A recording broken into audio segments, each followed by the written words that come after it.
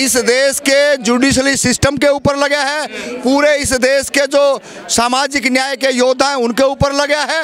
ये किसी एक सीजीआई के ऊपर नहीं है। और ये दलित का जो बात कह रहे हैं, ये दलित का नहीं, ये तो पूरे देश के ऊपर जूता है। तो ये तो वो है ना, उन मनुवादियों को इस बात का कोई डर कोई खौफ नहीं है। उन्होंने जितने हमारे मानसिक गुलाम नेता थे, जितने हमारे मानसिक गुलाम वोटर थे, जितने हमारी महिलाएं मानसिक गुलामी में तैर रही थी, उनको इस बात का पूरा फैक्ट फाइंडिंग था कि आप चाहे सुप्रीम कोर्ट के ऊपर जज साहब सीजीआई पे आप हमला कर दो, या किसी नेता के ऊपर हमला कर दो, या इनके एजुकेशन पे हमला कर दो, या इनकी नौकरियों को खा जाओ, या इनके जो नेता हैं उनको इतना पिट्ठू, इतना गुलाम और इतना जो है उसको दबा के रख लो, कुछ होने वाला नहीं है।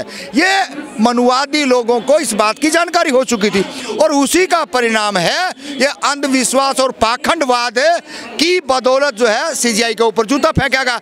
मैं तो आपके माध्यम से भी कहना चाहता हूं, तो वो मूर्ति जो थी वो मूर्ति बनवा लेते हैं। भाई आप में ताकत नहीं है, आप दलितों को, पिछड़ों को, वंचितों को, शोषितों को डराने का काम है, लेकिन आपकी जो बंदर घुरकी है, आपका जो डराने का प्रयास था, अब इसका डर जो था वो निकल चुका है। क्योंकि इससे ज्यादा घटियापन, इससे ज्यादा निकम्मापन आप लोग क्या कर सकते हो?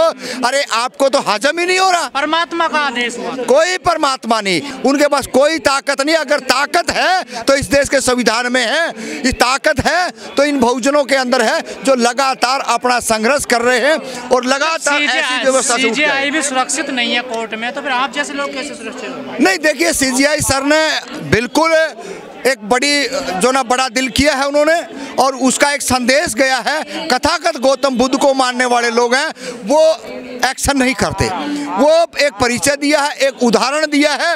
अब काम सीजीआई का नहीं है, काम आम जनता का है, काम हमारा है। अगर हम कुछ करेंगे तो उनको मनुवादियों को बता देंगे कि तुम्हारा ये पाखंडवाद हम जूते के नीचे रखते हैं, हम नहीं मानते। लेकिन उससे पहले हम अपने समाज के, अपने बहुजन समाज को कहना चाहते हैं, ऐ भगवानों, इस देश के राजाओं, कम से कम आप इस मनुवाद को छोड़ दो।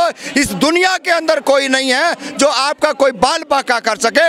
ये बार बार डराने की दुकानें जो खोल रखी हैं, जो बड़े बड़े लाइब्रेरी इन्होंने मंदिर बना रखे हैं, इन मंदिरों से हमारा कोई लेना देना नहीं है। आपको कुछ नहीं मिल रहा है, लेकिन डरोगे तो मरोगे, डरने की जरूरत नहीं है। ये अभी मुकदमा भी समाज पे है या पूरे देश पे लगा है? पूरे इस देश के जुडिशरी सिस्टम के ऊपर लगा है, पूरे इस देश के जो सामाजिक न्याय के योद्धा हैं उनके ऊपर लगा है। ये किसी एक सीजीआई के ऊपर नहीं है। और ये दलित का जो बात कह रहे हैं, ये दलित का नहीं, ये तो पूरे देश के ऊपर जूता है। तुम प्रोपगंडा करके देश के अंदर खाने कमाने का धंधा आपने बना रखा है, और इस धंधे पे हथौड़ा चलाने का काम इस देश का बहुजन करेगा, इस देश का सामाजिक न्याय के योद्धा करेगा। तो बहुजनों को क्या करना चाहिए? नहीं, बहुजन रोड पर आ रहे हैं ना, अभी आप 11 तारीख को जनता इस पे आ रहे हैं अम्बेडकर भवन पे, और आप देख लेना क्या होगा। दिल्ली को रोक देंगे और इस देश के इन मनुवादियों को बता देंगे। और जितने आपने प्रोपगंडे बीजेपी आरएसएस की सत्ता में रहते हुए जितने लोगों को आपने मरवाना है, जितने लोगों को आपने जेलों में डलवाना है, हजारों साल लग जाएंगे। ये बहुजन समाज 85% समाज इतना लंबा चौड़ा है, ये आपका काबू नहीं आएगा। AK-47 से भी समाज को अगर तुम मारना चाहोगे तो 500 साल लगेगी। ये समाज इतना छोटा नहीं है, इस बात को देख लेना। लेकिन तुम्हारे ब्राह्मणवाद की, तुम्हारे मनुवाद की हमने कोई जरूरत नहीं है। उनको आप संभाल के रखिए और वो अपनी सेफ्टी आप करें, तो हमारे पास उसका कोई इलाज नहीं। सीजीआई ने सही कहा था कि भैया अपने आप बोलो और अपने आप करवा लो, हम उसका समर्थन करें। सनातन का अपमान नहीं सहेगा हिंदुस्तान। सनातन कोई, उनका अपना धर्म है सनातन, वो सनातन को संभाल के रखे। हमारा कोई सनातन से लेना देना नहीं है। हम इस देश के बहुजन हैं, हम इस देश के बाबा साहब अम्बेडकर की संतान हैं, हम ज्योतिबा फुले की हैं, रामास्वामी पेरियार की है, ललन सिंह यादव की है, हम उनकी संतान हैं। उनके बताए हुए रास्ते पर चलते हैं। इस समाज के मैं तो अंधे बहरे गूंगों को कहना चाहता हूँ, अरे इस पाखंड को छोड़ दो, ये कान फुड़वाना, नाक फुड़वाना और ये धागे बांधना बंद कर दो। ये सब पाखंड है, सब अंधविश्वास है। अगर कुछ जिंदा है तो इस देश के अंदर माननीय कांशीराम ने कहा, बाबा साहब ने कहा, ज्योतिबा फूले ने इनकी सारी की सारी जो दुकानें को उखाड़ के फेंक दिया, रामास्वामी पेरियार ने फेंक दिया, और हम उनकी संतान है। हम कहीं भी इनके बहकाव में नहीं आएंगे, ना इनके पाखंडवाद में आएंगे। जिंदा लोग हैं, जिंदा तर्क करेंगे, और तर्क करने की इनकी हिम्मत और औकात और हैसियत नहीं है। बहुत अच्छा है, बहुजन समाज के लोगों ने जो बीच में जो गैप हुआ है उसकी भरपाई कर रहे हैं। और आज लखनऊ में लगातार हम देख रहे थे लोग अपनी पूरी तैयारियों के साथ और पूरा जो है रमले बमले के साथ वहाँ पहुँचे हुए हैं। और उसी तरीके से हम दिल्ली के प्रेरणा स्थल पे हैं, और यहाँ पर भी आप देख लें पूरे का पूरा समाज जो दिल्ली का है और बाहर से भी जो लोग हैं वो आए हैं। और ये हम पिछली बार जब आए तो ये नहीं था जो अब आप देख रहे हैं ये चीज़ें, तो आपकी बारी तो बहुत और अच्छा सुंदर हो रहा है। तो इससे यही प्रेरणा मिलती है कि भाई कम से कम लोग अपने महापुरुषों के बारे में जानेंगे, तो कुछ इतिहास पढ़ेंगे, तो शायद जो आज की जो व्यवस्था है मनुवादी उससे लड़ने की ताकत मिलेगी। और इसीलिए यहाँ लोग आते हैं और लगातार ये आज बहन जी ने मनुवादियों को जवाब दे दिया है। बिल्कुल जवाब दिया है, और बहन जी लगातार जवाब देने का प्रयास भी कर रही थी। बीच में थोड़ी रुकावटें आई भी हैं, लेकिन अब जो है वो मजबूती के साथ हैं। और इसी मजबूती के साथ लोगों का आना और लोगों का जुड़ना, और जिस तरीके से जितना बड़ा संघर्ष जो आज लखनऊ में देखा जा रहा है, वो बहुत एक अच्छा संदेश और अच्छा जनता के लिए मैसेज है। आने वाले समय के अंदर हमारे जो हक अधिकारों में जो डकैतियाँ डली थी, चाहे वो 13 पॉइंट का रोस्टर के लिए सरकार लेके आई हो, चाहे रविदास मंदिर के ऊपर हमला किया हो, चाहे आज जो घटना अंदर हुई है उस घटना को देखते हुए तो लोगों के अंदर जागृति है और लोग लगातार लग रहे हैं, और इसका बदला लेने की भी पूरी तैयारियां चल रही हैं। जो आज जनसैलाब लखनऊ में आया है, इसका क्या संदेश जाएगा? नहीं, इसका संदेश यही जाएगा कि बहुजन समाज को जो खंड खंड जो कहने वाले थे, जो बिल्कुल बिखरा हुआ था, वो चीज़ें नहीं हैं। समाज फिर दोबारा से कहीं देखिए भूल चूक होती है, गलतियां होती हैं, लेकिन दोबारा से समाज एक प्लेटफार्म के ऊपर ये आ चुका है।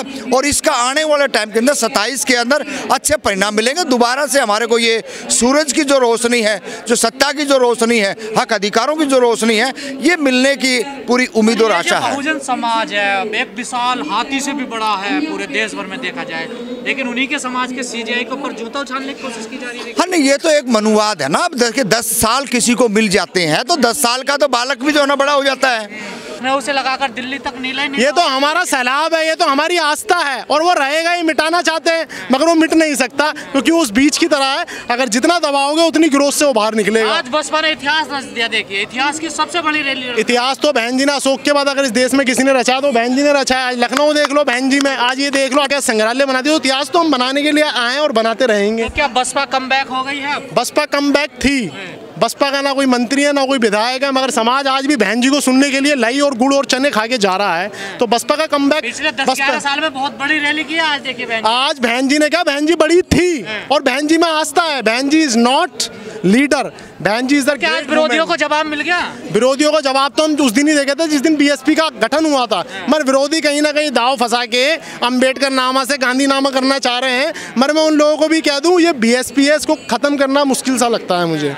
ना वो सीजेआई साहब की बात करें जो उनके साथ हुआ, आपको नहीं लगता ये पूरे देश के लिए कलंकित? ये कलंकित घटना नहीं है, ये उस मनुवाद जो आज भी देश में हावी है, जिसे लगता है जो हमारे जूते साफ करता था, जो हमारे खेतों में फ्री में काम करता था, आज वो ब्रांडेड सूट और कपड़े पहन के हमें काम कर रहा है। तो कहीं ना कहीं वो टीस तो रहेगी। और वो जूता तो आप में लग रहा है ना। देखिए जूता वो धोखे से मारा है। सीजेआई साहब ने तो माफ कर दिया ना उसको। तो हमारा समाज तो वैसी सहनशीलता है। जूता मारा, हम कॉन्स्टिट्यूशन पे काम कर रहे हैं, उनका औहदा है। वो कहेंगे मैं इतना गंदा भी नहीं हुआ कि इसमें हाथ मार के अपना हाथ गंदा कर लूँ। ये नादानी के लोग हैं, ये आरएसएस ने कराया हुआ है, मगर आरएसएस समझ गई है।